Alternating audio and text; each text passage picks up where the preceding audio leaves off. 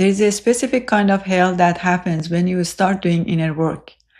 It is when you become aware of your inner patterns or problems, but you can't stop them. You have lost the comfort of being blind, but you haven't found your way out yet. It's like you have a GPS that is telling you you are driving off a cliff, but your car has no brakes. In that stage, you are stuck in what I call the awareness trap, and it's actually making you suffer more than before.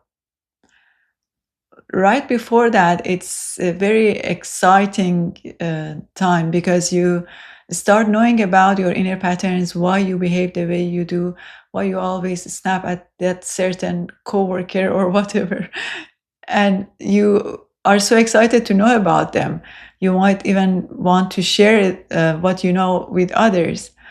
But then when you see that you can't change those behaviors, those patterns, then you don't feel good about them anymore. But that doesn't mean that you have failed. This is very common, more than you think. So if you can let go of that shame of not having been able to change yet, I think that initial awareness, which is mostly intellectual awareness, is necessary, but we are not supposed to stay there forever. We need to move beyond that, but not by forcing it. As you can't force a flower to blossom, you can't force yourself to change. And if you're like me, there is probably a part of you that wishes you could just go back to where you were before. Because there is certain comfort for the people who never reach this level of awareness. Whatever that happens to them, they just blame other people and circumstances. And when someone doesn't know any better, they just react and move on. But they stay stuck in that victimhood stage. And it can take, forever. But when you know that you have a role in your own life, you have choices to make, then that comfort is gone. Now you know more than you should, and you cannot not know what you already know. Then you are stuck in the gap between that intellectual awareness and the shift that needs to happen. What makes that gap so painful is that we expect knowing about our patterns change us. We confuse intellectual awareness with the shift in consciousness, which is what actually transforms us. It is like we are the radio, and that intellectual awareness is the manual for this radio. It only shows how this radio works. But the shift in consciousness is when you finally tune into the signal itself and let the music play through you.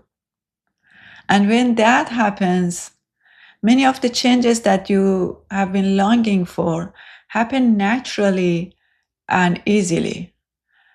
And willpower almost has no role in it.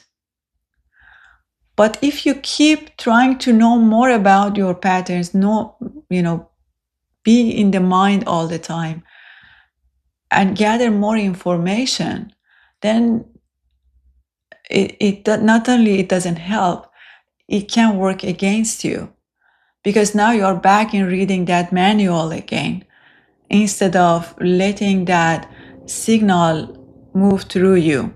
This is a very simple example. It's the difference between when you know that junk food is bad for you and then you try to force yourself not to eat junk food,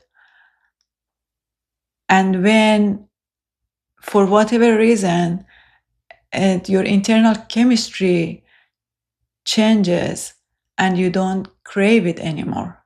In the first situation, you have to fight yourself not to eat it. But in second situation, the fight is already over because the shift has happened. Now, you might be wondering then how we can change, how we can have that shift in consciousness, I think it happens through power of presence. Presence is the silence that is needed for that music to be heard. And the most direct and simple way I found that we can find presence is through physical sensations. There are other ways, but this is just a very simple way. I think I mentioned in my previous video that if you stop the stories in your head and just stay with that physical sensation for even 30 seconds, then you're preparing before you react to anyone or anything, you're preparing that environment for the shift in consciousness to happen. And it doesn't have right before when you want to react to someone or something. It can be throughout the day. But the key is you can't force it. As soon as you start forcing yourself to be present, you create a static and that music can't be heard anymore. But the most beautiful thing about it is that you can't fail in this, because as soon as you realize that you haven't been present, then you are present, you have found presence again. And that realization is the shift. And of course, the more you do it, the more you spend time being present, the better it works for you. But the key is going back to it gently throughout the day again and again, as soon as you drift away. I think I mentioned everything I wanted in my notes. So until next time.